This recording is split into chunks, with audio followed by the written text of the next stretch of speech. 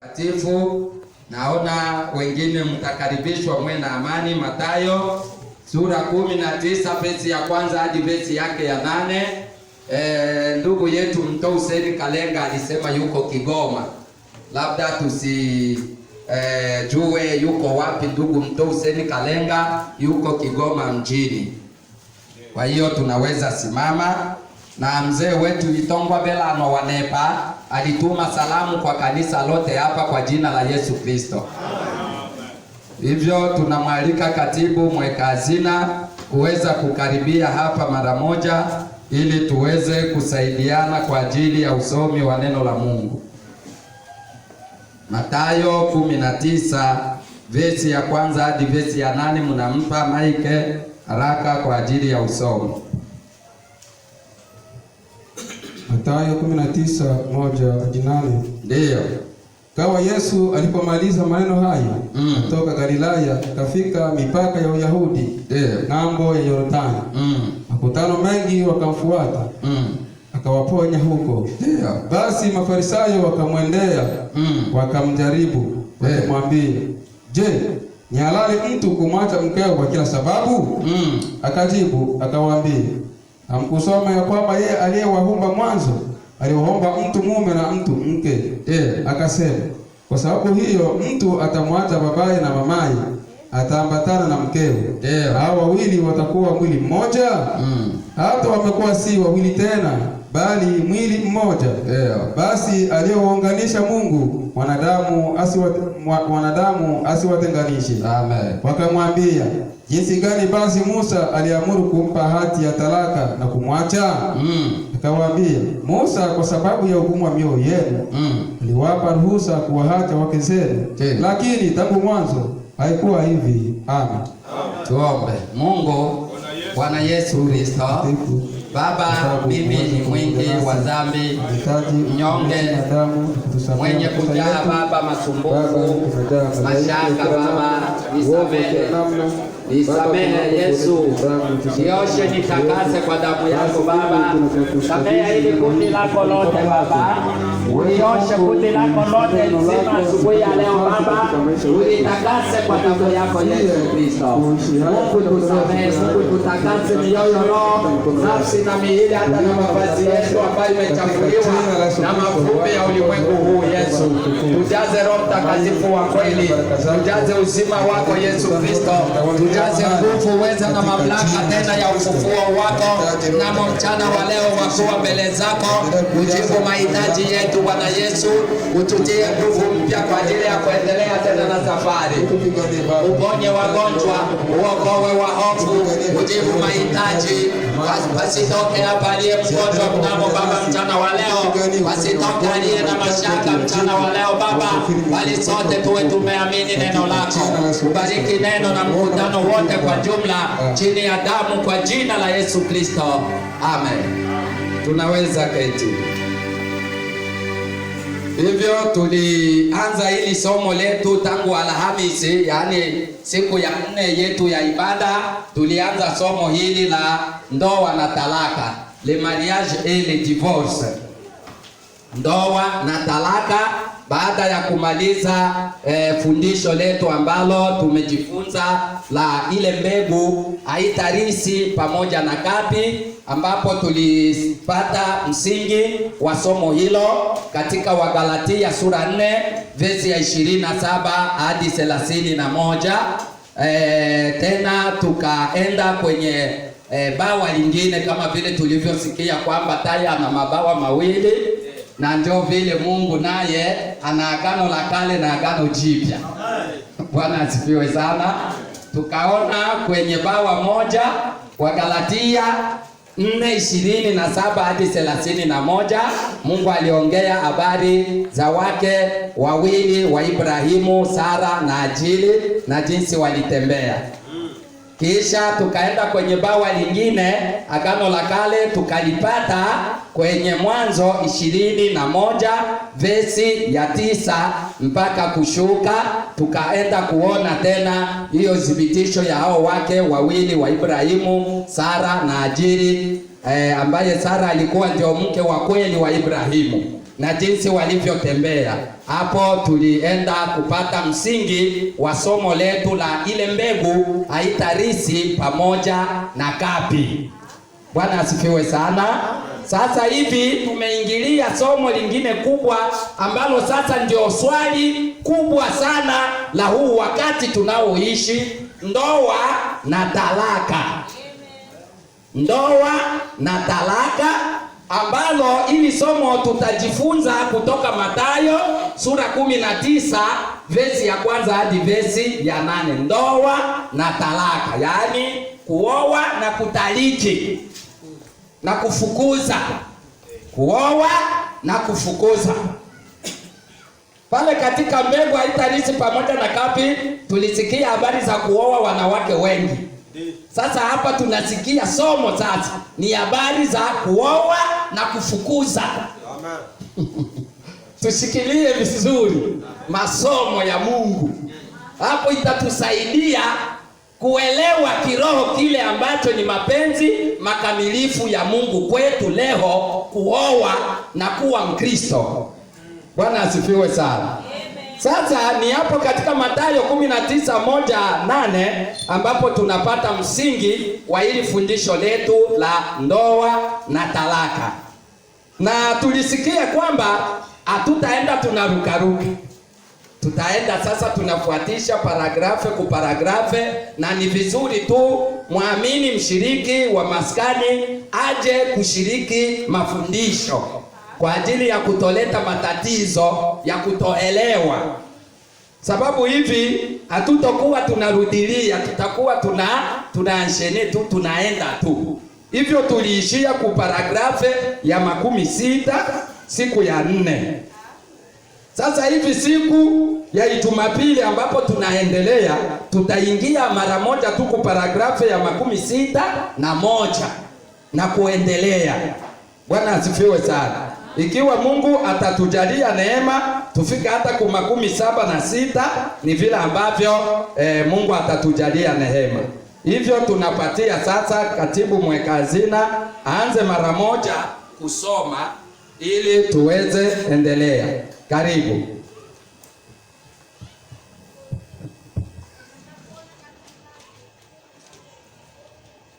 Ukurasa wa 10, paragrafu ya 61. Ndiyo. Ndoa na talaka. Hiyo ndiyo sababu watu wanasema watoto wachanga wakati mwingine ambao hawakuzaliwa na wazazi wa Kristo wamepotea. Bwana asifiwe sana. Kuna neno ambalo tuliishia kwalo siku ya 4. Bwana asifiwe. Juu ya mwanamke mchafu sana na mwanaume mchafu sana, lakini wanazaa mtoto. Sasa huyo mtoto anatoka wapi? Anatoka kwa Bwana. Sababu kila uhai unatoka kwa Bwana. Na ndiyo sababu Hawa, tulijifunza hilo katika Mwanzo sura yake ya 4 vesi ya kwanza. Hawa alipompata yule mtoto Kaini, alisema kwamba nimempata mtoto mwanamume kutoka kwa Bwana. Sasa kunakuja sasa na swali, kwa sababu Mungu katika kizazi hiki chetu katika wakati huu anatufunulia kwamba yule Kaini alikuwa ni mtoto wa Shetani, mtoto wa nyoka. Bwana atusaidie. Sasa ndio wanauliza ndugu Branham alikuwa mtoto wa nyoka vipi? Na huku Hawa alipomzaa alishukuru, alisema nimempata mtoto mwanamume kutoka kwa Bwana. Sasa ndio Mungu alitufunulia pale ya kwamba kila uhai utoka kwa Bwana. Amen. Hakuna uhai ambapo upo bila Mungu. Uhai wote utoka kwa Bwana. Mtoto Hawa amezaliwa na baba mpagani sana, mama mpagani sana, ule mtoto, ule uhai ule ambao umepatikana unatoka tu kwa Bwana. Bwana asifiwe sana. Amen. Sasa hiyo ndiyo sababu watu wanasema leo kwamba wakati mtoto amezaliwa katika hali ya wazazi wapagani wasiomcha Mungu, wanasema kwamba hao watoto wanapotea kwa sababu wamezaliwa na wazazi wasiomcha Mungu, wazazi wachafu. Sasa watu wanasema kwamba au watoto wanapotea. Damu ya Yesu Kristo hufanya upatanisho kwa ajili ya yule mtoto. Sijali amezaliwaje na alizaliwa katika ovu jinsi gani. Bwana asifiwe sana. Damu ya Yesu Kristo inafanya upatanisho kwa ajili ya huyo mtoto. Sijali huyo mtoto amezaliwa jinsi gani, katika makosa ya aina gani. Damu ya Yesu inafanya upatanisho kwa ajili ya huyo mtoto. Tuko tunaelewa kanisa? Pana fundisho hapa. Yeye ni mwana kondoo wa Mungu aichukuaye dhambi ya ulimwengu. Yesu Kristo ni mwana kondoo aichukuaye dhambi ya ulimwengu. Mtoto yule mdogo hawezi kutubu kwa sababu hana kitu cha kutubia. Na hiyo ndiyo iliyokuwa dhambi ya ulimwengu ambayo iliondolewa na damu ya Kristo. Watoto wachanga huenda mbinguni. Bwana asifiwe sana. Les bébés vont au ciel. Watoto wachanga huenda mbinguni. Watoto wachanga huenda mbinguni. Mnaelewa kanisa? Ni fundisho la kanisa hili. Sisi tunaamini kwamba watoto wachanga huenda mbinguni. Wakati tu wanakufa wangali wachanga. Yaani wao hawana kitu cha kutubia. Pote walizaliwa na Mungu. Haijalishi wamezaliwaje. Haijalishi wamezaliwaje. Na mzazi mwenye dhambi sana, labda wazazi wote wawili. Lakini akifa ni mchanga. Hajawa na chochote cha kutubia kwa sababu angali mchanga. Yeye anaenda mbinguni. Mtoto akifa tu angali mchanga, basi anaenda mara moja mbinguni. Mnaelewa kanisa? Ndio vile tunaamini. Na katika sehemu mbalimbali tu Mungu wetu analizungumzia hilo kwamba mtoto anapokufa ni mchanga, basi anaenda mara moja mbinguni. Haijalishi amezaliwa namuna gani, haijalishi amezaliwa na wazazi wenye dhambi kiasi gani, anapokufa mtoto mchanga anaenda mbinguni. Okay, sawa. Bwana asifiwe sana. Amen. Tunaendelea. Ni dhambi 63. Ni dhambi asili. Na hiyo ndio sababu linaulizwa. Bwana asifiwe sana. Ni dhambi ya asili na hiyo ndio sababu inaulizwa. Wakati tukio lolote kuu linapokuja kutoka kwa Mungu, karibu jambo la kwanza. Vipi kuhusu ndoa na talaka? Bwana asifiwe sana. Tukio lolote linapokuja kutoka kwa Mungu, yani watu wanapoona hili ni tukio la Mungu, swali la kwanza ambalo linaulizwa, vipi kuhusu ndoa na talaka? Amen. Bwana tusaidie. Yaani watu wanapoona hili ni tukio kabisa la kiungu, watu wanathibitisha kabisa huyu ni Mungu ambaye ametembelea watu. Kama hivi ambavyo tunathibitisha leo kwamba Mungu ametembelea wanadamu leo kwa njia ya nabii wake ndugu William Marion Branham. Tuna mathibitisho mengi tu ambayo inaonyesha kwamba kweli Mungu ametembelea watu wake siku ya leo kwa njia ya nabii wake ndugu William Marion Branham. Amen. Sasa watu wanapoona tukio lolote la Mungu linakuja, swali la kwanza wanauliza, vipi kuhusu ndoa na talaka? Sasa kama ilivyo daima, bado ni swali miongoni mwa watu. Sasa kama ilivyo daima, bado ni swali miongoni mwa watu. Kama ilivyokuwa katika nyakati za Yesu, kama ilivyokuwa katika nyakati za Musa, siku zote imekuwa hivyo, na ndivyo ilivyo hata wa leo. Swala miongoni mwa watu, kwa sababu watu wanataka kujua ukweli ulipo. Bwana asifiwe sana. Sababu ni kwamba watu wanataka kujua ukweli ulipo. Yesu anakuja, wanamuuliza kuhusu ndoa na talaka. Mie nilioa hivi, nikafukuza, tukaachana. Mie niliolewa hivi, tukaachana, nikaenda olewa sasa hivi. Vipi sasa hivi mie nikoje? Na Biblia akakuambia kwamba hao ni waumini ambao wanauliza hivyo, sababu wao wanataka wajue ikiwa wako sawa na Mungu.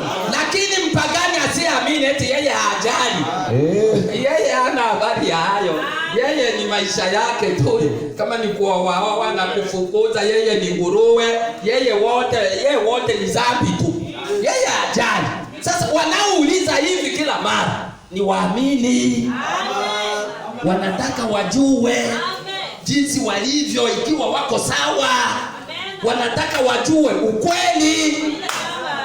Yesu anakuja, wanamuuliza vipi kuhusu ndoa na talaka? Mungu akatuonesha katika ile fundisho kwamba ndio huwa linakuwa swali la kwanza kuanza tu kwenye huduma ingali inaanza. Watu wanapogundua hapa ni Mungu kabisa, swali la kwanza ambalo watu wanakuja nalo ni vipi kuhusu ndoa na talaka? Amen. Yesu anakuja, wanamuuliza. Musa anakuja, wanamuuliza. Na bado lingali swali hilo mpaka leo. Watu wanataka wajue ukweli. Amen. Bwana asifiwe sana. Tai mpo? Amen. Sawa, lakini usivunjike moyo. Dawa imeshaletwa. Amen. Na Mungu kwa njia ya nabii. Amen. Hapa kuko dawa. Amen. Bwana asifiwe sana. Endelee. 64. Ndiyo. Lakini palipo na swali, lazima liwepo jibu. Bwana asifiwe sana. Lakini palipo na swali, lazima kuwepo na jibu. Amen.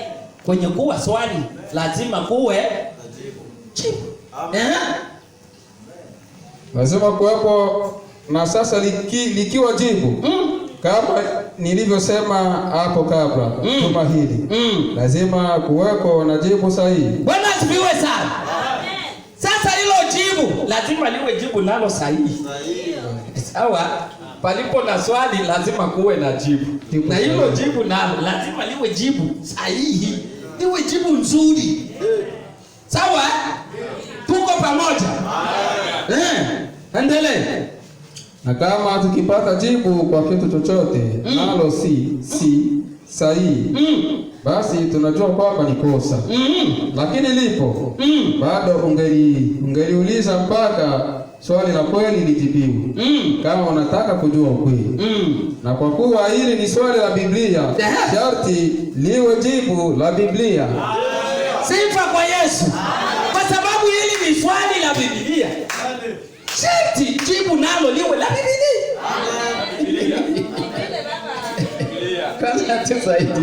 Sababu ni swali la Biblia, sharti jibu liwe la Biblia. Bwana tusaidie. Utaenda pata tena jibu wapi? Ni swali la Biblia na jibu linapaswa kuwa la Biblia. Bwana tusaidie. Na palipo na swali sharti pawe na jibu, na hilo jibu nalo sharti liwe sahihi. Na Biblia nasema jibu lisipokuwa sahihi kwamba linaendelea kuulizwa mpaka watu wapate jibu sahihi. Bwana asifiwe sana. Na Bwana atusaidie. Na kwa sababu ni swali la Biblia, sharti lipate jibu la Biblia. Amen. Na kama nilivyosema, kama nilitaka kwenda mashariki asubuhi hii, na kwa yeyote ambaye nimejua hili, ilinibidi kutafuta kitu fulani shambani. Ndio. Na nikiwa moja kwa moja mashariki, nami nilikwenda mashariki. Ndio. Mtu fulani kasema, ndugu Branham, hii ni mashariki. Ni mashariki kwa kuwezekana. Lakini ni kaskazini mashariki. Ningepita kitu kile kilichokuwa nikitafuta. Ningerudi nikijua nilikosea. Ndio. Ningepita kitu kile nilichokuwa nikitafuta. Ningerudi nikijua nilikosea. Ndio. Na kama mtu fulani alisema, ndugu Branham, nenda upande huu, mkono wako wa kulia. Ndio.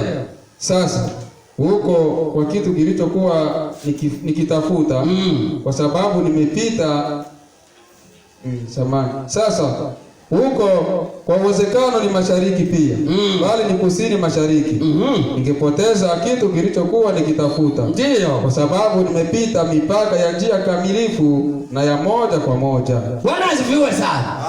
Nilipaswa niende mashariki ili nipate kitu ambacho ninatafuta. Sasa badala ya kwenda mashariki, mie naenda kaskazini mashariki. Nitapita kile kitu ambacho nilikuwa natafuta. Nitakikosa. sababu sikuendea njia sahihi. Nilipaswa niende mashariki, sasa nilienda kaskazini mashariki. Sasa nilipaswa niende mashariki, sasa nikachukua njia ya kusini mashariki. Sasa nitakosa kile kitu ambacho nilikuwa natafuta. Ili nikipata, inabidi nilenge shabaha ya moja kwa moja wapi? Mashariki. Amen. Lakini nikichukua kaskazini mashariki nitakosa. Nikichukua kusini mashariki nitarate kile kitu. Nitakikosa sababu sikuendea njia yenyewe kamilifu. Bwana atusaidie. Na Bwana atubariki. Tai mpo? Sawa, mifupa hii ambayo ilifunuliwa kwenye mlima wa Sunset. Le 28 février 1960. 28 mwezi wa pili. Na hapa haya hivi ni mafundisho na Abraham mwikwa na hata anaagana na dunia. Mnasikia mafundisho ya 1965. Yaani hapo ndugu Abraham mwikwa anaanza agana na dunia. Bwana asifiwe sana. Niko anaanza fanya bye hivi, nataka kurudia. Kwaheri. Bwana asifiwe sana. Hakukawia tena, na ndio mwaka wenyewe alikufa hapo. Hivi ni mwezi wa pili yuko anafundisha haya mafundisho. Kufika mwezi wa 12 mwaka huu wa 1965 akaondoka. Nabii mkubwa wa Mungu akamuita akarudi nyumbani. Sifa kwa Yesu. Sasa tusikilize. 11:66. Sasa kama hivyo ni kweli, tuna itikadi mbili juu ya ndoa na talaka. Bwana asifiwe sana. Kama hiyo ni kweli, tuna itikadi hizi mbili kuhusu nini? Ndoa na talaka. Itikadi hizi mbili kuhusu ndoa na talaka. Nazo ndivyo ilivyo. Mojawapo husema ya kwamba mwanamume anaweza kuoa mara moja tu, isipokuwa mkewe amekufa. Na hilo ni moja ya hayo maswali. Lakini ukifuata hiyo, utakosa kiasi. Amen. Bwana asifiwe sana. Itikadi moja, shule moja, ndio vile ambavyo na vyanaita ni mashule ya mawazo. Imoja, tuna itikadi hizi mbili, shule mbili za mawazo. Wamoja wanasema hivi, mwanaume anapaswa kuoa mara moja tu, mpaka labda mke wake awe amekufa, ndio anaweza aoa. Sasa Mungu anasema hiyo ni moja ya maswali. Lakini ukisimama hapo hivi utakuwa umekosa kiasi. Amen. Weka nukta. Simulisikia siku moja tulifundisha hapa juu ya lere mariage. Kuoa tena. Kuoa tena. Tutaenda pata hilo mwili ile fundisho. Sawa? Ndio kwenye kuwa lile fundisho la lome pe. Mwanaume anaweza, mwanamke hawezi. Lome pe. Mwanaume anaweza. La family paper. Kwani mwanamke hawezi. Amen. Sasa hapo kumekuja pia mafundisho ya wengine kuanguka kuoa eti Mungu anasema muifundisho eti mwanaume anaweza, yani anaweza kuoa, yani tu akiwa na mahali anaweza kuoa. Mungu atusamee sana. Hii ndoa na talaka ndio wahubiri wako wanapandisha juu eti ndio kwenye nabii alisema mwanaume anaweza. Yaani mwanaume anaweza kuoa tu mradi iko na pesa, ana pesa. Mwanaume Mkristo huyo ndio wako wanasema mradi iko na pesa tena anaoa, iko na lomepe. Mwanaume anaweza. Bana. Mambo yako wazi huko. Mwanaume anaweza. Bwana asifiwe. Anaweza. Wakati gani? Mwanaume Mkristo ndio tuko tunaongelea habari zake. Mwanaume mcha Mungu. Mwanaume ambaye anaamini. Bwana asifiwe sana. Anaamini Yesu Kristo. Anaweza oa tena wakati gani? Bwana asifiwe. Wakati mmoja ambao unajulikana rasmi ni wakati amefiwa. Ndio. Wakati mwingine ambao unajulikana ambao Mungu alisemea lomepe. Wakati dada aliweka nadhiri ya uongo kwa ndugu. Akasema kwamba nilikuwa bikira, na kumbe alikuwa hayuko bikira. Mungu wetu wa kizazi chetu hiki anatufunulia ndugu huyo mume, akija kugundua hilo, hata ikiwa wamekwisha kuishi miaka 10 na huyo dada, ana haki kamili ya kumtaliki na kuoa mwingine. Lomepe Mwanaume anaweza. La femme ne peut. Mwanamke hawezi. Hapo ndio Mungu alisemea lomepe. Mwanaume anaweza. La femme ne peut. Mwanamke hawezi. Huo wakati mwanaume anaweza mtaliki ule mwanamke dada na anaoa mwingine, lakini dada hapasi kuolewa. Dada hawezi kuolewa. Yaani wewe unakaa hivyo tu kupiga makofi hapa na kutumikia Yesu Kristo, na Yesu Kristo anakuwa ndio mume wako. Kama unataka utumikie Mungu, hauwezi tena kuolewa. Ukiolewa umeanguka vibaya sana. Yaani kwenye makanisa ya utume ambao wanaamini vizuri kama hapa kwetu hivi, hatuwezi kukukubalia kwamba uolewe. Neno linakatala, ndio pale lomepe. Mwanaume anaweza, nafanya ni mwanamke hawezi. Ndio sababu sasa Mungu anakuambia hivi, wewe dada mseja celibatere, kama unajua kwamba wewe hauko tena bikira, kabla ya kuweka nadhiri na ndugu, wewe uungame hilo. Kabla ya kuweka nadhiri na ndugu, uungame hilo. Lakini ukificha, basi umejiua wewe mwenyewe. Na ndugu aje kugundua hilo baada ya miaka 10 muisha kuwa naye na vijitoto muisha zaa. Mungu anasema ulitia nadhiri ya uongo, na hiyo ndoa yenu ni ndoa ya uongo, na huyo ndugu hajawahi kuoa tangu mwanzo. Basi ndugu ana haki kamili ya kukutaliki na kuoa mwingine. Ndoa yake tunaiunganisha hapa. Lakini wewe mwanamke hauwezi. Wewe utakala sasa hapa kupiga makofi na kucheza, hapana tena mawazo ya kuolewa. Yesu Kristo anakuwa ndio mume wako. Wewe tu uanze kusema mimi nishaolewa na Yesu. Ndio hiyo tu. Bwana tusaidie. Hivyo ndivyo tunavyoamini. Na ndio sababu tuko tunaambia kwa vijana wetu, usiende kutia nadhiri pembeni na dada tu. Unamkuta tu nasema dada ninakupenda. Dada naye anajisemea haraka nakupenda. Ulijua kama huyo dada yukoje? Sasa ulishaenda funga kitu. Na inasemekana kwamba na neno kwamba muungame kwanza. Sasa hivyo hapo hivyo mlipata nafasi ya kuungama. Sasa maungamo yatakuja baada ya nyie kutia nadhiri. Mko unaona jinsi mko mnabadilisha vitu. Si maungamo ni kabla ya nadhiri. Sasa hayo mambo ambayo mko mnafanya ya kujinga, upumbavu, mnafanya mambo ya aina gani? Mtu wa kwanza kujua kama unataka kuoa ni Mungu na mchungaji. Kama dada hajajua kama wewe ulifunuliwa yeye na Mungu, dada hajajua, mwenyewe utakuja kuambia sasa ni mchungaji.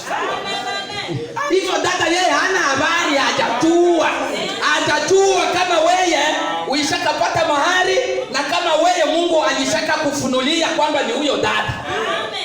Yeye hajajua hata kitu hiki. Mchungaji ndo anajua, kwanza unakuja kuambia. Sawa. Mungu atusameza. Lakini zingine ndoa ziko zinatembea kinyume nyume. Mwendo wa kinyume nyume. Balishaenda kutia nadhiri kila kitu, twende kwa mchungaji tutafanya. Mchungaji si hivi. Mwendo wa kinyume nyume. Ndoa nyingi haziko halali. Hata tunaweza kuzifungasha hapa na Mungu yuko anasema zero. Uchafu.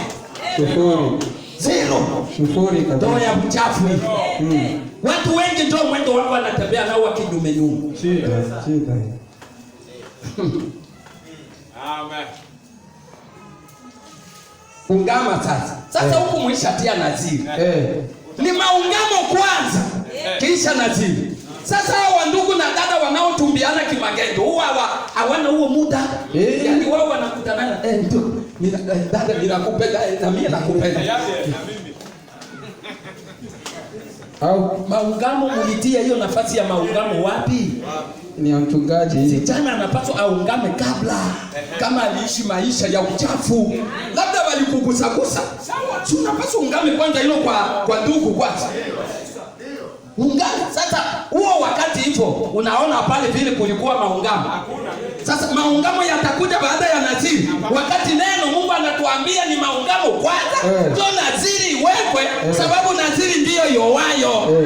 Nakutumu ni kuacha. Sasa hivyo mliacha hiyo nafasi. Sio inakuwa nini sasa? Perversion. Amen. Upotovu. Perversion. Upotovu. Mambo ya kwenda vizuri. Mambo ya kuanza vizuri. Mungu atusamehe. Dada sasa tengeneza. Dada naye anaanza kukwana. Juu yeye anajua ndugu alinipenda, anajua niko vipi. Sasa natuisha pendana. Tengeneza sasa dada.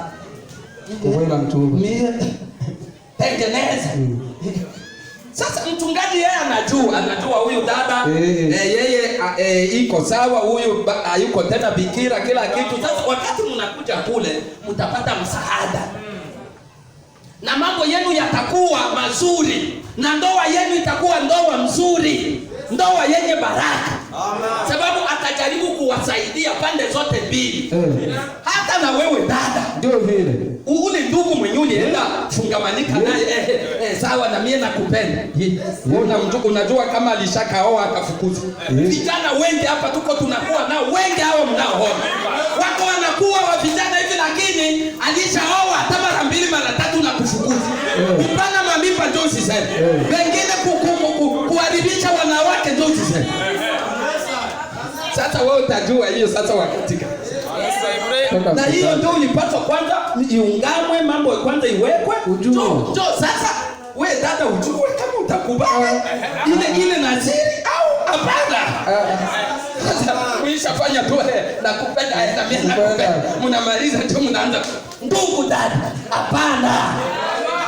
Sisi tumefunuliwa, Mungu ametutembelea. Tufanye mambo kulingana na neno la Mungu. Bwana atusaidie. Mungu mnasikia ndugu na dada. Ndugu. Dada asijue kama wewe Mungu alisha kukufunulia yeye kabla mchungaji hajajua. Amen. Tu wa kwanza kujua ni mchungaji. Mchungaji ataita ule dada na wewe, basi kutakuwa na matengenezo kwanza, maungamo kabla ya kutia naziri, mambo inawekwa vizuri. Ndipo sasa ujue kama utaitii kuko mara unaweza jiretire. Hapana. Kulingana na jinsi Mungu ananiambia aina ya msichana ambaye ninapaswa kuoa. Kulingana na hiki na hiki, wewe mwenyewe si na wewe na Mungu wako. Saona sio huyo. Naweza ukasema hapana, dada ninakupenda huko dada katika Yesu Kristo, lakini ile upendo ya kuoana na wewe hapana, naona sio wewe kwanza. Endelea mbele. Naona bado. Naona nisogee mbele. Sio chuki. Au unaweza ukasema ndio, pamoja na hayo yote mimi ninasamehe. Basi Mungu atusamehe sisi sote. Wewe ndio wewe tu wenye Roho Mtakatifu alinionyesha ni wewe, yani hakuna mwingine. Ni wewe tu. Hakuna mwingine. Sinakuwa sasa ile ya Adamu na Hawa. Adamu na Hawa ya Edeni. Mnajua kwamba Hawa aliliwa ubikira na nyoka. Hiyo yenu nayo inafanana sasa na hii. Ndugu na wewe unaweza fanya hivyo. Dada na wewe unaweza fanya hivyo. Ndugu, kumbe ulikuwa ulishaoa. Uko dada hapa ambaye alikuja kuchumbiwa na ndugu. Huyo ndugu alikuwa alishaoa. Sasa kama wangefanya hivi vya huko kumagendo, dada ndugu angesema dada ninakupenda, ninataka nikuoe, na dada naye anasema na mimi ninakupenda. Sasa dada angehangaika. Dada decision yake ilikuwa siwezi olewa kamwe na mwanaume ambaye alishakaoa akataliki kama. Ndio vile yeye alikuwa ahadi yake na Mungu wake. Sasa Sasa ndugu wa kwanza kuanza kufika kwake kumupenda alikuwa mwenye alishakaoa akatali. Neema yake walienda mbele ya mchungaji, ndio ndugu akapozea yake plete. Basi dada akauliza ndugu yukoje? Mchungaji ilibidi amwambie. Ndugu alikuwa alishaoa, matatizo yakaja. Huyo ndugu alikuwa naoa dada yetu mmoja mbuyu, na walikuwa waishazaa naye kama watoto wawili hivi. Sasa huu wakati wa vita kulikuja chuki kati ya Wabuyu na Wabembe. Ndugu alikuwa Mbembe, yule dada alikuwa Mbuyu. Ilibidi wazazi wa yule dada Mbuyu waje wamwambie hapa hii ndoa yenu inaisha. Wakabeba mtoto wao. Ndugu akabaki msechi. Sasa anakuja anatafuta mwanamke. Huku kwetu alikuwa ndugu huko sehemu za Misisi. Anakuja anampata dada. Dada yeye alipatana na Mungu kwamba mimi kuolewa, mpaka ndugu ambaye hajawahi kuoa. Ndugu kabisa bikira, sababu mimi ninataka nitumikie Mungu kazi na mume wangu. Dada akaambiwa huyu ndugu alishakaoa, sasa kujitokea matatizo hivi na hivi. Hivi sasa iko divorce. Yaani akikuoa mko ba divorce, yeye iko divorce, na wewe uko divorce. Kila mtu anakuwa ametalikiwa. Dada akasema hapana. Sio, yaani sio wewe.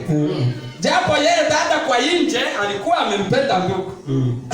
Unaona? Kwa nje, kwa maumbile ya nje, jinsi alivyo ndugu, dada tayari alikuwa anaona huyu ni ndugu iko sawa. Lakini sasa kulingana na jinsi alishapitia maisha ya ndoa alisema hapana. Yaani sio wewe ndugu.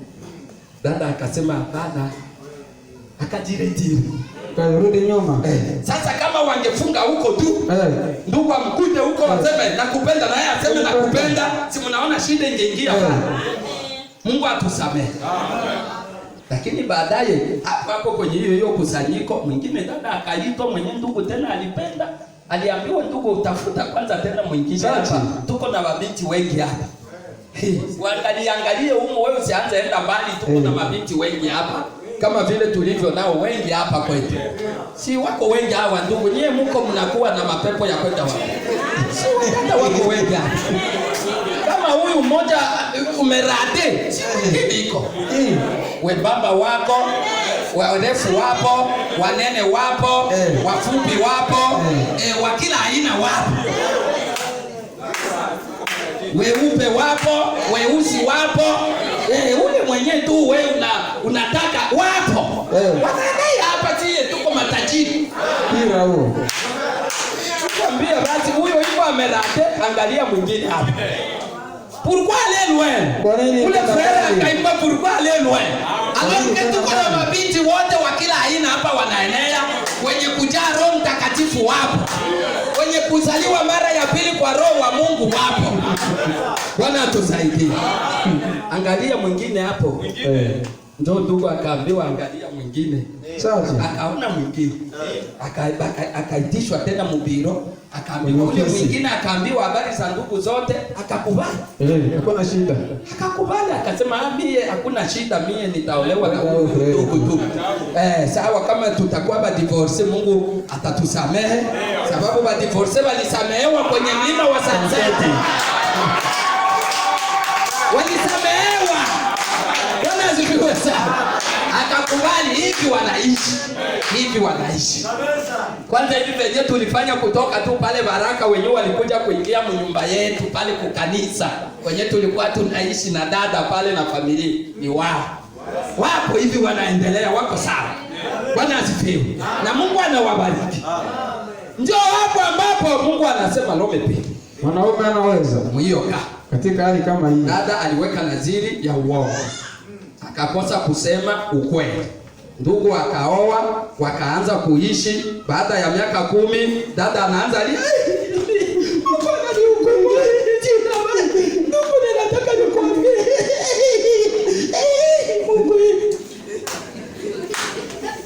Sema dada, ungeacha kwanza kulia.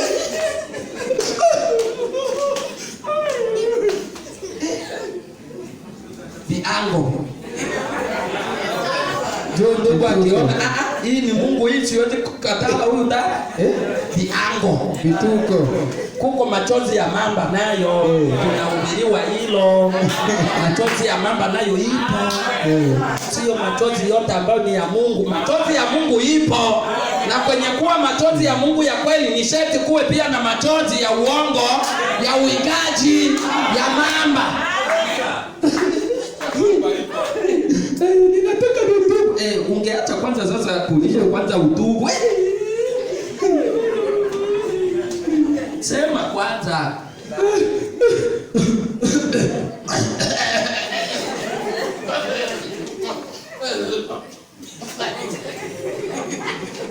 Ni vile umenichukua. Ilikuwa tena siku nyingine.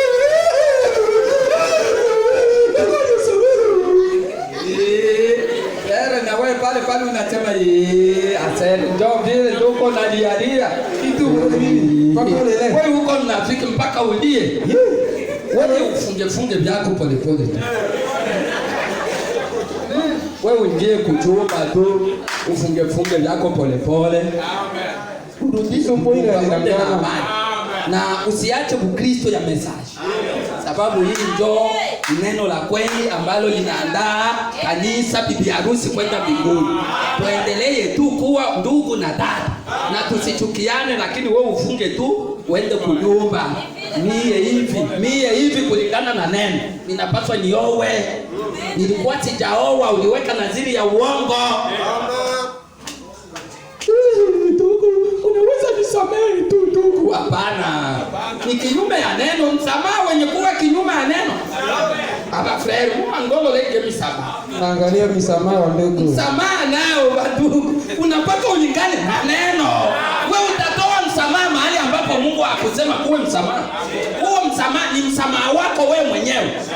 Mungu anasema kuna vitu viwili ambavyo mwanadamu hakupewa. Ni kusamehe na kuponya. Ni Mungu ndio anasema hapa msamehe. Hapa wewe utaanza toa huo msamaha uliupewa wapi? Na neno gani? Mungu atusamehe. Hapo ndio Mungu anasema lome pe. Mwanaume anaweza, la femme ni pipa. Mwanamke aweza. Hapana tu wewe ndugu Mkristo ujue unipata faranga mingi, pata pesa nyingi. Unaomba. Hapana eti ndio lome pe. Si atuamini hilo fundisho la. Ni fundisho la upagani, mafundisho ya Waislamu. Waislamu ndio wenyewe wanakuwa na wanamke mingi. Wao watu yatosha apate franga tu, pate pesa. Mungu atusamehe sana. Ukishinda ufikie hata watatu. Lakini endelea tu muendeleo kama Suleiman. Hatuamini hivi. Amen. Bwana atusaidie. Tunaamini mwanamume mmoja na mwanamke mmoja. Kisha anza kuwa na mwingine uko na zini. Amen. Ni uzinzi. Uko shetani. Amen. Na wewe dada ukianza kuwa na mwanaume mwingine uko mzinzi, uko shetani. Amen. Ndio vile tunaamini. L'homme peut, la femme peut. Anaweza. Ni wakati tena dada alikatala ndugu. Yaani dada anaiselenga yeye mwenyewe na bimbele yake na kutokutulia kwake katika Ukristo. Anasema mia hata inaisha na wewe. Dada tukali tu ni nini? Hapana mie dada anatomba. Kwetu ndio kweli. Dada anatomba. Watumishi wanakuja kureconciliate. Kuunganisha. Anatomba. Na anavula tuko na mmoja mpaka alivula pete. Na walikuwa wakifanya ndoa akavula. Akapatia ndugu akabeba mbele ya wachungaji njoni. Na mimi hivyo niliona. Ndugu alinichukulia mkofre. Tulikuwa tunalala naye kwenye kabati. Akafungua kofre ya kitanda. Akasema njoo upete huyu dada aliniachia. Ndio vile pole. Kulingana na neno tukasoma neno. Ndugu anapaswa kuoa. Mwanamke anakatana mwanaume. Mwanaume anaweza. Mwanamke hawezi. Hapo dada apasi kuolewa. Sababu wewe mwanamke ndio ulikatala mume wako. Sasa ikiwa unataka kuendelea kuwa Mkristo kutumikia huyu Yesu Kristo, Basi wewe uanze piga tu makofi na kucheza na kusema Yesu Kristo mie ndio alishanioa, ndio bwana yangu, ndio mume wangu. Munaelewa kanisa? Ndio hizo kazi alomepiga. La fame mwanamume anaweza, mwanamke hawezi. Hizo tatu. Hizi iko na kwa. Hizo tatu. Atuamini. Amen. Bwana atusaidie. Amen. Ndio sasa hapa Mungu yuko anasema hivi, wale ambao wanasema mwanaume anapaswa kuoa mara moja tu, labda mpaka mke wake awe amekufa, na Biblia anasema mtakuwa mmekosa kiasi. Ndio vile. Kuko kaa hizi zenye tumezidia hapa zinatukiaka mu maisha. Sasa pale mwanaume anaweza ila mwanamke hawezi. Sasa ukisimama hapo kwenye hiyo moja wazo, hiyo itikadi kwenye hiyo shule, hivyo mmekosa kiasi. Tunaelewana? Dai mpo? Amen. Tuko pamoja? Amen. Tuko shuka na maandiko. Shuka na maandiko.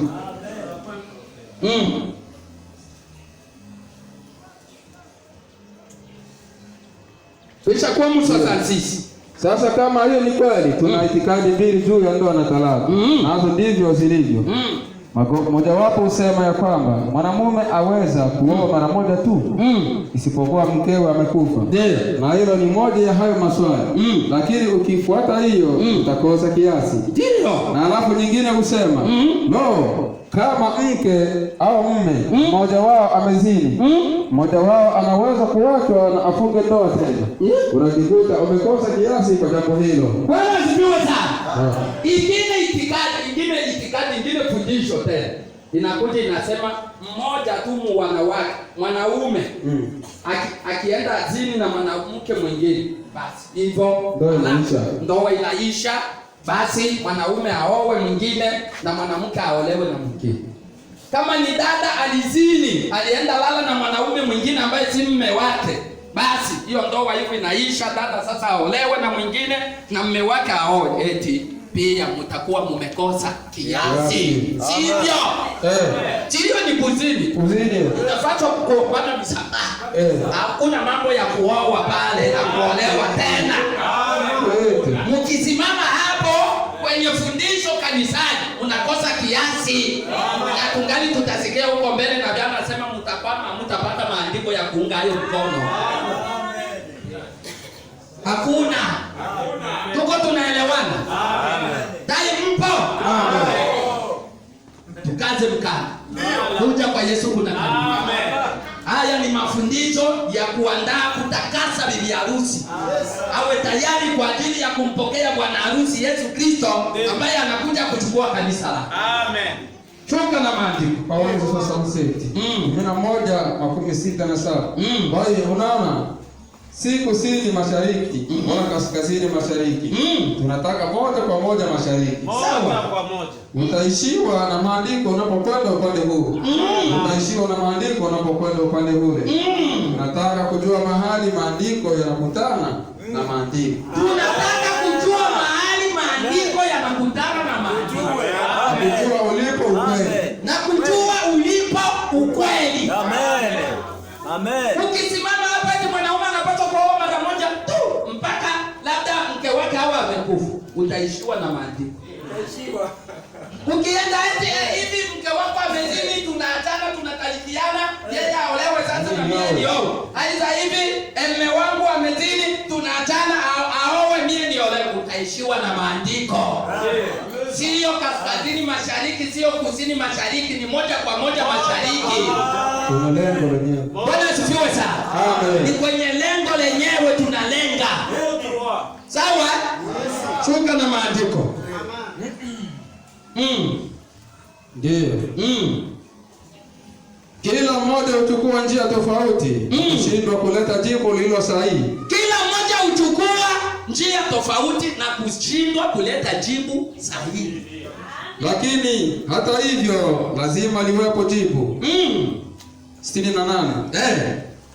Ni kama tu leo kuna itikadi mbili maarufu za mafundisho katika kanisa. Moja yao ni ukalvini, nyingine uaminia. Moja wao ni nini? Ukalvini.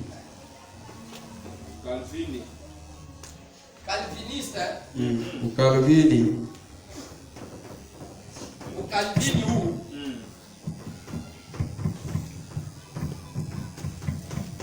Na nyingine Na uaminia.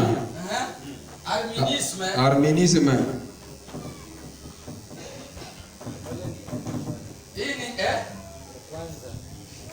Calvinisme. O Calvin. Calvinisme. Sawa. Calvinisme. Calvinisme. O Calvini na hapa Arminisme. Uarmini.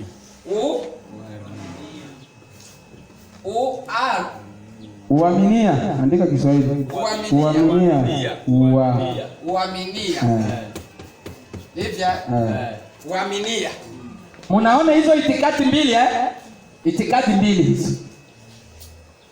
Le Calvinisme, ukalvini, l'Arminisme, uaminia. Sawa. Moja ya hizo ni ya kisheria. Moja ya hizi mbili hizi ni ya kisheria. Njoo hii. Nyingine ni neema. Nyingine ni neema. Hapa nipe kwanza nani? Imoja ni ya kisheria, ingine ni ya neema. Hapa tunaona sheria hapa. Tunaona sheria. Na hapa tunaona neema. Imoja itikadi ni ya kisheria, ingine ni ya neema. Wakalvini husema. Wakalvini husema. Njoo hapa. Wakalvinist. Mungu abarikiwe. Mungu abarikiwe. Kuvuta sigara akunizuru mimi. Hapa tumebadilisha hapa. Hapa tu njoo neema. Hii Calvinisme njoo gracisme. Njoo neema.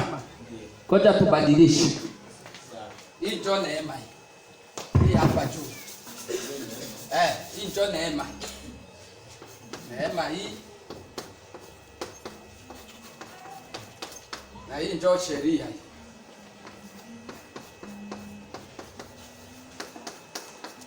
Sawa. Rudilia sasa. Mungu Wakalvini husema. Wakalvini husema. Njoo hapa. Watu wa neema. Wakalvini husema. Mungu abarikiwe. Mungu abarikiwe. Kuvuta sigara akunizuru mimi. Kuvuta sigara akunizuru mimi. Kunywa pombe akunizuru. Kunywa pombe akunizuru. Naweza kufanya mambo haya, ninao usalama wa milele. Naweza kufanya mambo haya, ninao usalama wa milele. Si tuna makanisa ya hivyo. Yaani wao kuvuta sigara akuwasumbui, kunywa pombe akuwazuru. Anasema kufanya haya mambo hayamzuru. Yeye tu ni neema iko mingi. Yaani neema iko mingi, haya mambo anaweza kuyafanya, kunywa pombe, kuvuta sigara, kufanya hayo mambo hayamzuru, hayamuderanje. Anasumbui. Ndio makanisa tuko nayo mengi leo. Mengi huko.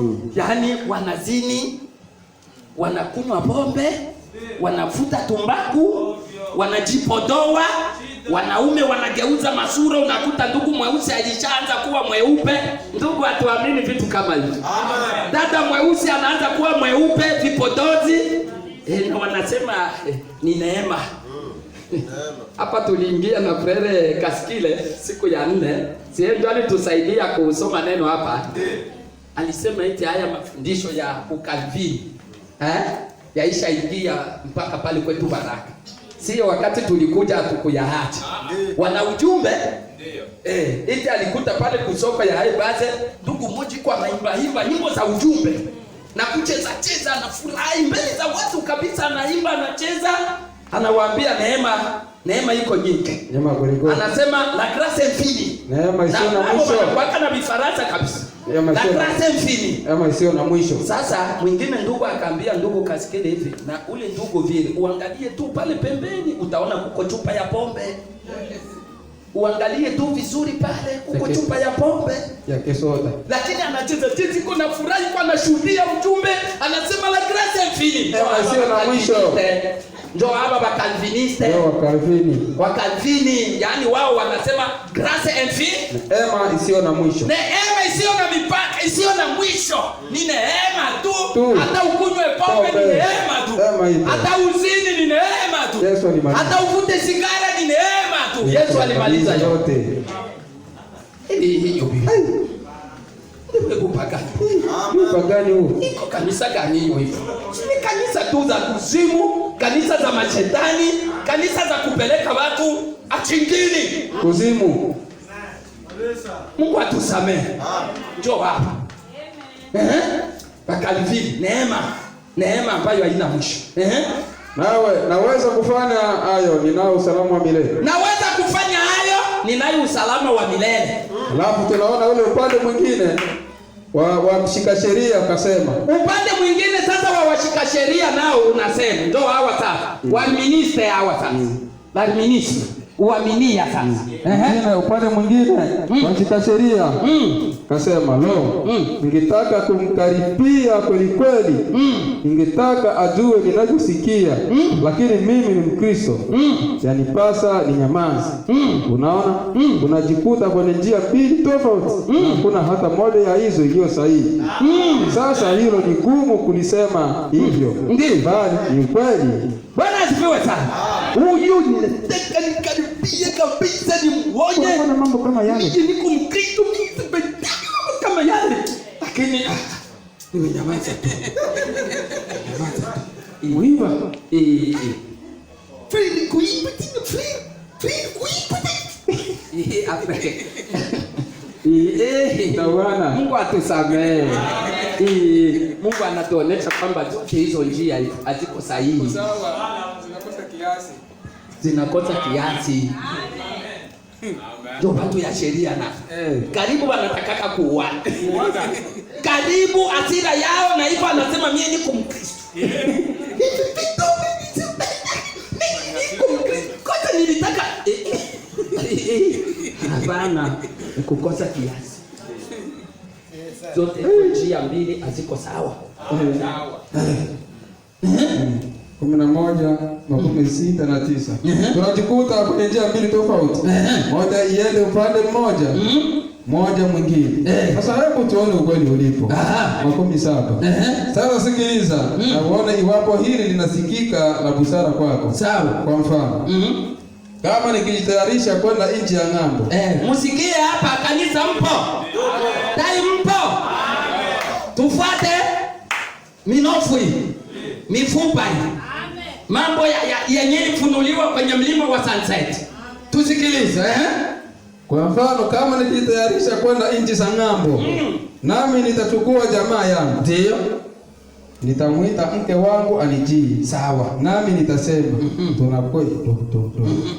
Ninakwenda ng'ambo mpenzi. Basi huu ndio upande wa mshika sheria. Sawa. Sasa mke wangu, nitakuwekea sheria. Kama ukibembwa na mwanamume yeyote wakati nimeondoka. Mnasikia upande wa mshika sheria? Hivi mimi ninaondoka. Tunasafiri. Hivi nitakuwekea sheria. Nikiona tu. Sikia. Unabembwa tu. Yaani mwanaume anakukonyeza tu. Chicho hivi tu. Sasa mke wangu, nitakuwekea sheria. Kama ukibembwa na mwanamume yeyote wakati huo ukonyezane macho. Sitaki ubembwe. Unaelewa hilo? Mimi ni mumeo. Kama ukifanya hivyo, nitakuacha wakati nirudipo. Consider toi comme divorce. Yaani nitakuacha. Nitakuwekea sheria hivi na tasafiri. Hivyo maisha omba watu wa shika sheria wa minister. Ndio mwingi. Wa minister hapo. Yaani mwanaume mwingine akikukonyezea tu jicho pa. Yaani nikija nimejua hilo basi. Wewe yuko jue kwamba uishatalikiwa. Yaani niisha kutaliki tayari au kwa mke wako. Mali maisha maisha gani? Mtaweza hiyo maisha. Si maisha ya taabu. Mtoto rati. Kwa sema na moja. Ndipo atanijia. Mwanamke naye atanijia na kunishika tai na kusema. Mwanamke naye anakuja anashika ameshika mume wake hapa kwenye tai, si njoo tai hii. Cravat, njoo hivi naandiko. Mwanamke naye si mwanaume alishampa sheria. Baki kukonyezea jicho tu. Wewe ujue uishataliki. Nisha kutaliki zamani hauko tena mke wako. Mimi na wewe naisha. So vile mchungaji mjinga anafanya kabri. Naisha vile. Amen. Mwanamke naye si mume wake alishampa sheria. Mwanamke si wao ni washika sheria.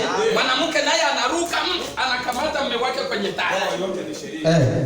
Na yeye anataka sema na yeye anataka patia mume wake sheria. Si watu ni watu wa sheria. Na wewe ndipo atarejea na kunishika tai na kusema. Anamshika tai anasema, Bwana wangu mwema. Bwana wangu mwema. Nataka kukuambia jambo fulani. Unaona? Kwamba kama ukimkonyezea macho mwanamke yeyote au kutembea na mwanamke yeyote au kubemba mwanamke yeyote utakuwa mwanamume aliyetalikiwa utakaporudi. Sifa kwa Yesu. Hawa nao watu wa sheria. Mwanamke naye anashika mume wake hapa, mume wangu bwana wangu mwema, na mimi huko kwenye unaenda. Ukikonyezewa macho na mwanamke aiza utembee naye, basi ujue kwamba utakaporudi utakuwa mwanaume ambaye umetalikiwa. Yaani mimi na wewe Sasa je, hiyo itakuwa nyumba yenye furaha? Sasa je, hiyo itakuwa nyumba yenye furaha? Shinitabu. Bafre, tujengwe. Amen. Tujisikie kama upepo. Hivi kuna nyumba ambazo zinaishi hivi. Yaani Fred iko pale makini akiona tu dada alisalimiwa na mwanaume. Basi alikuwa nani huyu? Alisimama naye alikuwa na Fred. Wewe ushakaona mwanamke gani mwenye hapa haka anatongoza? Hakuna. Fred, hakukwaki mwanamke mwenye hapa haka anatongoza. Kuzile paradiso hivi. Wanawake wote wanakuwaka wanatongozwa. Sasa ni mwanamke Mkristo sasa ndio anakatalaka kutongozwa. Sababu ndio vile Nabii anasema.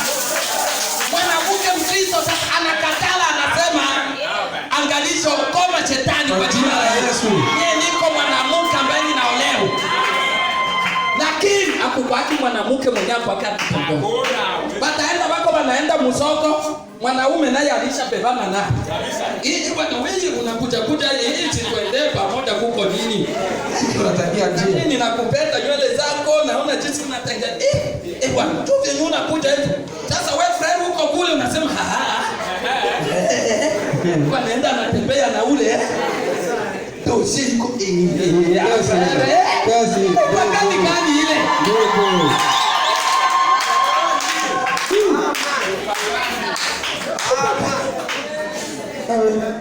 Sasa na wewe Mkristo utaenda huko na kubali.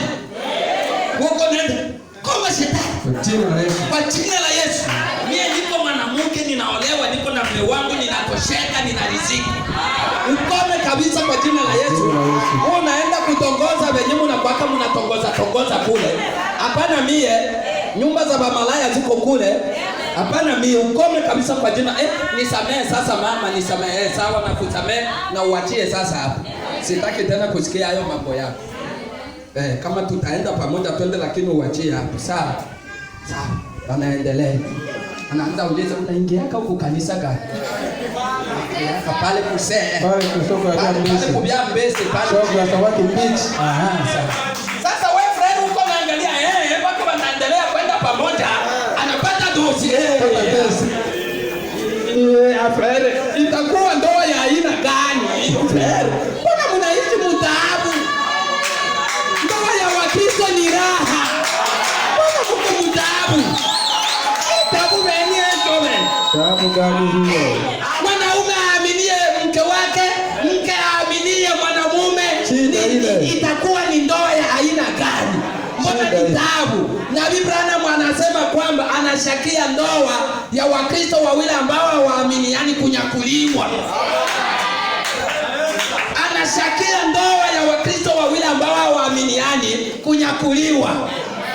Anashakia hiyo ndoa. Tufanye ange na tufanye maombi, tufanye kazi.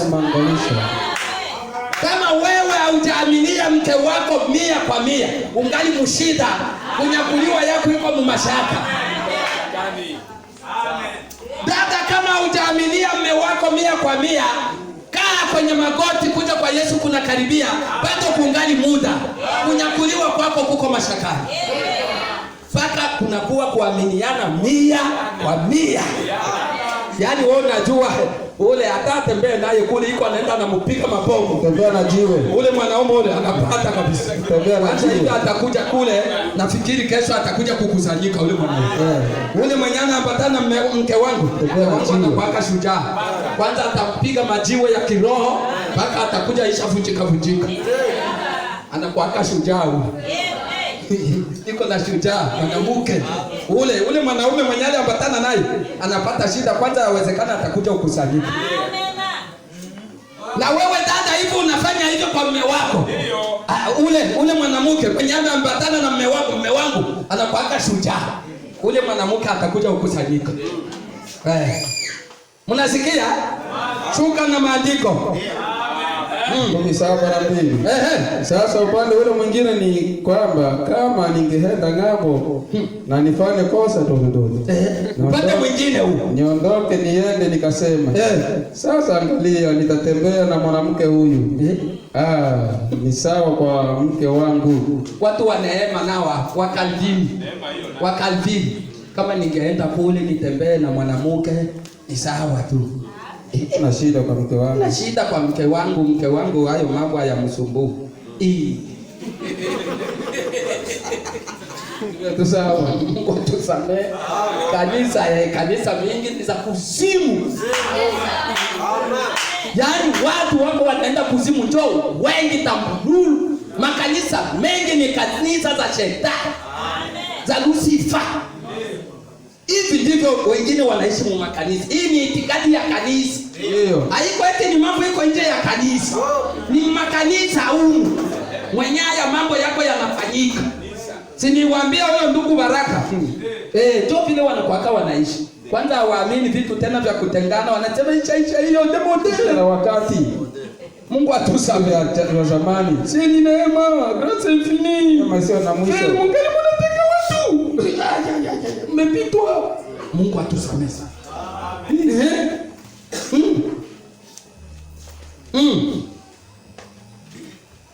Tukomeshe hiki kipengele hiki. Niondoke niende nikaseme. Sasa angalia, nitatembea na mwanamke huyu. Ni sawa kwa mke wangu. Nitatoka nitembea na mwanamke huyu ni sawa kwa mke wangu, yeye ajali. Kuna problemu. Mungu atusamehe. Amen. Yesu. Mke wangu aseme nitatembea na mwanamume huyu. Ni sawa kwa bibi. Yeye ajali. Mke wangu naye aseme ni sawa nitatembea na mwanaume huyu. Mume wangu hatajali. Ni sawa tu. Shida. Kama sijali basi kuna kasoro kwangu. Kama sijali basi kuna kasoro kwangu.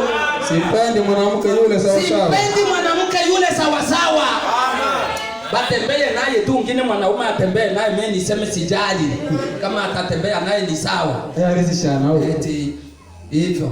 Yaani simpendi sawa sawa huyo mke wangu. Yaani kuna kasoro. Amen. Mimi niko na kasoro. Amen. Kama sijali basi kuna kasoro kwangu. Kama sijali sawa sawa. Basi kuna kasoro kwangu, sipendi huyo mwanamke sawa sawa. Naye kama ajali ana kasoro. Na yeye kama ajali ana kasoro. Yeye ni mke wangu. Yeye ni mke wangu. Sitaki wanaume wengine wamchezee. Yeye ni mke wangu. Sifa kwa Yesu. Yeye ni mke wangu, sitaki wanaume wengine wamchezee. Kurumwezi. Lima wa Sunset. Yeye ni mke wangu, sitaki wanaume wengine wamchezee. 12:73. Sasa njia nzuri kwake ni hapo wote wawili wana ukweli bali si ukweli halisi. Wote wawili hawa wana ukweli bali si ukweli halisi. Hawana exact verite. Wana kweli halisi. Wote wawili hawa wana ukweli lakini si ukweli halisi. Hatuendi kaskazini mashariki kusini mashariki, tunaenda moja kwa moja mashariki, njia ya katikati. Ya katikati. 73. Sasa 74. Sasa niendapo ng'ambo, ulifanya hilo sahihi. Jamaa yangu mdogo ukusanyika. Musikie sasa jinsi tunafanya sisi wa Kristo. Kama unataka tembea, unakusanya familia lako lote. Munakara, muombe. Sasa niendapo ng'ambo, fanya hilo sahihi. Jamaa yangu ndogo hukusanyika. Nasi tunaomba pamoja. Nami ninawakabidhi kwa Mungu. Nao wananikabidhi kwa Mungu. Je, tunafanya hivyo? Njia sahihi ya kufanya mambo. Tunataka safiri, unakusanya watoto wako, familia lako. Wewe unawakabidhi kwa Mungu, na wao pia familia wanakukabidhi kwa Mungu. Nasi tunapofanya hivyo, tunakwenda ng'ambo. Naenda ng'ambo. Sasa najua yeye ananipenda. Na imani naye. Nami nampenda. Ana imani nami. Ananipenda. Na imani naye, nami nampenda. Maadamu ninampenda hivyo, hata kuwa na wasiwasi kwamba nitatembea na mwanamke mwingine. Maadamu ananipenda sawa, mbona hakuna haja ya mimi kufikiria kuhusu mwanamume mwingine yeyote kutembea naye, kwa sababu yeye ni mke wangu nami ninamwamini. Munasikia kuni? Kama mimi nampenda, ninamwamini, sina mawasiwasi kwamba atatembea na mwanaume mwingine. Na dada, na wewe ni hivyo hivyo. Kama wewe unampenda, unamwaminia ndugu, hauna wasiwasi kwamba atatembea na mwanamke mwingine huko safarini kwenye yeye. Hauna hiyo wasiwasi. Shuka na maandiko 75 mpaka 76. Ninaamini kama kweli ningefanya kitu kibaya, nifanye kosa na kutembea na mwanamke fulani. Nikarudi nikamwomba msamaha na kumwambia, Meda, sikutaka kufanya hivyo. Si Meda ndio wa Nabii Branham. Nilinaswa tu na mtego. Mwanamke huyu alinikimbilia tu na angeelewa. Nami angenisamehe jambo hilo. Lakini nisingelitenda. Hata iweje, kwa sababu ninampenda. Ingawa angenisamehe, nisingelitenda. Japo mimi ninajua mke wangu, ninaweza kwenda kwake nimwambie sikukusudia hili. Huyu mwanamke alikuja tu akanirukia akanifanya hivi na hivi, na njoo hivi nilifanya hivi, unisamehe. Japo ninajua dada Meda mke wangu anaweza nisamehe, lakini sipaswi kutenda hilo. Nisingemuumiza hata iweje. Ndugu dada, ndugu yetu, unapolala mwanamke mwingine kuacha mke wako, unamuumiza mwanamke. Anawaza mambo mengi sana. Anawaza labda unamsarahu, anawaza labda yeye hafai, anawaza mambo mengi kuliko makosa ingine ungemkosea. Utamuumiza. Sasa Nabii Branham, kwa sababu ninampenda, sasa nisingefanya hivyo, japo ninajua kwamba ningeenda kwake nimuombe msamaha na anisamehe, lakini kwa sababu nampenda nisingefanya hivyo. Sababu ningemuumiza. Nisingemuumiza hata iweje. Ingawa najua angenisamehe jambo hilo, sitaki kumuuzi. Maisha ya Wakristo, raha. Ndoa za Wakristo, raha. Ndoa za Wakristo, raha. Ndoa za Wakristo, raha. Duniani kama mbinguni. Na hivyo ndivyo 76. Jo, mwisho hapo tutaishia leo. Na hivyo ndivyo ilivyo kwa Mungu. Wapo mimi ndio kitoto. Kama upendo wa fileo, sawa, ambao ni upendo wa kibinadamu, upendo wa shirika, sawa, naweza kumfanya mtu ajisikie hivyo kwa mkewe. Na upendo wa agapo, na upendo wa agapo, neno la Kiyunani linalomaanisha upendo wa Mungu. Hilo lingenifanya nitende nini kuhusu Yesu Kristo? Amen. Mimi maadamu ninataka kwenda kulitenda, Sawa. liko moyoni mwangu kulitenda. Ndio. Vema ninasema. Vema ninasema. Maadamu limo moyoni mwangu kulitenda, ninakwenda kulitenda. Ndio. Sheria haitaniruhusu kulitenda. Amen. Ni kwa sababu ninajua ningeliadhibiwa nikilitenda. Ndio. Lakini ukweli wake hasa ni kwamba wakati upendo wa Mungu ujapo moyoni mwako, mpaka wewe unataka kutenda jambo hilo. Sawa. Huo ndio ukweli wake. Sawa. Hizo hapo zile itikadi mbili. Hizo hapo zile itikadi mbili, voilà les deux écoles. Hizo hapo zile itikadi mbili. Sio sheria au jambo jingine. Sio sheria au jambo jingine. Au Calvini. Au Calvini. Bwana abariki neno hili kwa jina la Yesu Kristo. Amen. Amen.